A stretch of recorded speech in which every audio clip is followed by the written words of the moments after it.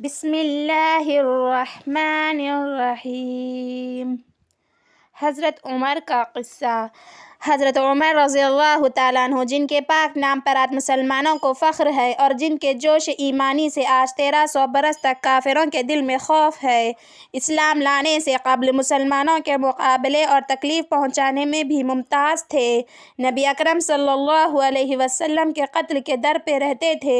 ایک روز کفار نے مشورے کی کمیٹی قائم کی کہ کوئی ہے جو محمد کو قتل کر دے۔ عمر نے کہا کہ میں کروں گا۔ لوگوں نے کہا کہ بے شک تم ہی کر سکتے ہو۔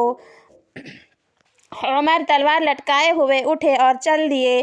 اسی فکر میں جا رہے تھے کہ ایک صحابی قبیلہ زہرہ کے، جن کا نام حضرت سعد بن ابی وقاص ہے اور بعضوں نے اور صاحب لکھے ہیں، ملے۔ انہوں نے پوچھا کہ عمر کہاں جا رہے ہو؟ کہنے لگے کہ محمد کے قتل کی فکر میں ہوں۔ نعوذ باللہ۔ سعد نے کہا کہ بنو ہاشم اور بنو زہرہ اور بنو عبد مناف سے کیسے مطمئن ہو گئے؟ وہ تم کو بدلے میں قتل کر دیں گے۔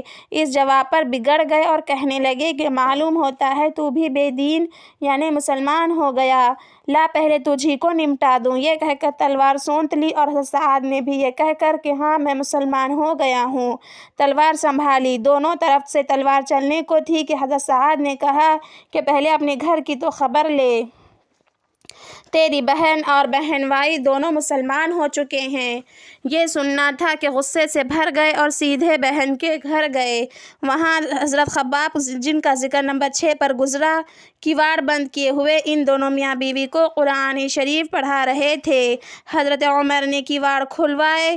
ان کی آواز سے حضرت خباب تو جلدی سے اندر چھپ گئے اور وہ صحیفے بھی جلدی میں باہر ہی رہ گیا جس پر آیت قرآنی لکھی ہوئی تھی۔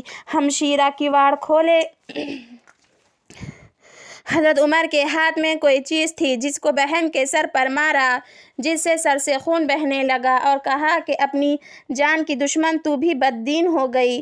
اس کے بعد گھر میں آئے اور پوچھا کہ کیا کر رہے ہیں اور یہ آواز کس کی تھی؟ بہن بھائی نے کہا کہ بات چیت کر رہے تھے۔ کہنے لگے کیا تم نے اپنے دین کو چھوڑ کر دوسرا دین اختیار کر لیا؟ بہن بھائی نے کہا کہ اگر دوسرا دین حق ہو تب یہ سننا تھا کہ ان کی داڑھی پکڑ کر کھینچی اور بے تحاشا ٹوٹ پڑے اور زمین پر گرا کر خوب مارا۔ بہن نے چھڑانے کی کوشش کی تو ان کے منہ پر ایک تماچا اس زور سے مارا کہ خون نکل آیا۔ وہ بھی آخر عمر ہی کی بہن تھیں۔ کہنے لگی کہ عمر، ہم کو اس وجہ سے مارا جاتا ہے کہ ہم مسلمان ہو گئے۔ بے شک ہم مسلمان ہو گئے ہیں، جو تجھ سے ہو سکے تو کر لے۔ اس کے بعد حضرت عمر کی نگاہ اس صحیفے پر پڑی جو جلدی میں باہر رہ گیا تھا اور غصے کا جوش بھی اس مار پیٹ سے کم ہو گیا تھا، اور بہن کے اس طرح خون میں بھر جانے سے شرم بھی آ رہی تھی۔ کہنے لگے کہ اچھا مجھے دکھلاؤ یہ کیا ہے؟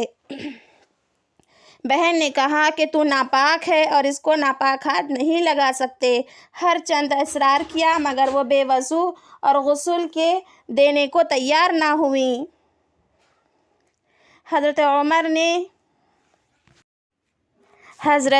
نے غسل کیا اور اس کو لے کر پڑھا۔ اس میں سورہ طٰہٰ لکھی ہوئی تھی۔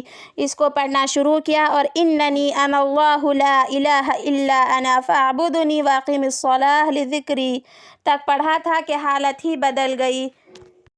کہنے لگے کہ اچھا مجھے بھی محمد صلی اللہ علیہ وسلم کی خدمت میں لے چلو۔ یہ الفاظ سن کر حضرت خباب اندر سے نکلے اور کہا کہ اے عمر، تمہیں خوشخبری دیتا ہوں کہ کل شنبہ میں نبی کریم صلی اللہ علیہ وسلم نے دعا مانگی تھی کہ یا اللہ، عمر اور ابو جہل میں جو تجھے زیادہ پسند ہو اس سے اسلام لانا مسلمانوں کی فتح تھی۔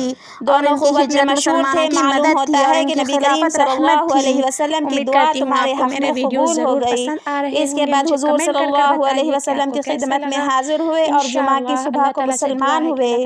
ان کا مسلمان ہونا تھا کہ کفار کے حوصلے پست ہونا شروع ہو گئے، مگر پھر بھی یہ نہایت میری مدد کیجیے۔